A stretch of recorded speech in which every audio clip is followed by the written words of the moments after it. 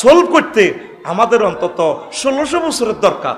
তাহলে একটাই মাত্র উপায় আছে, আমরা কাজ বেশি বেশি করব। হিন্দু, বৌদ্ধ, খ্রিস্টান সবাইকে দাওয়াত দেন, সবাইকে দাওয়াত দেন, নতুবা এরা আল্লাহর দরবারে আপনার বিরুদ্ধে মামলা করব।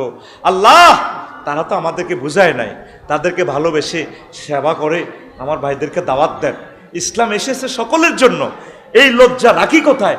আজও হিন্দুদের পূজাতে ফহরা দেওয়া লাগে, কি জবাব আল্লাহর কাছে দিবে? ওনারা স্বাধীনভাবে ওনাদের ধর্ম পালন করবে, এটা তার নাগরিক অধিকার। আমরা বাংলাদেশি।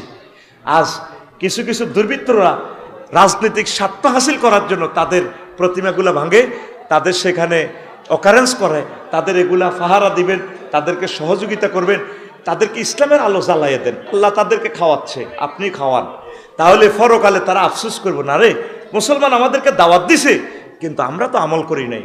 কারণ তাদের জন্য আপনি সাক্ষী, তারা আপনার জন্য সাক্ষী হয়ে যাবে। এই সেই কথাটাই আল্লাহ বলছেন, আমি আপনাকে শুধু মুসলমানের জন্য পাঠাই নাই, ওয়ামা আরসালনাকা ইল্লা কাফাতাল লিন্নাস। আমি তামাম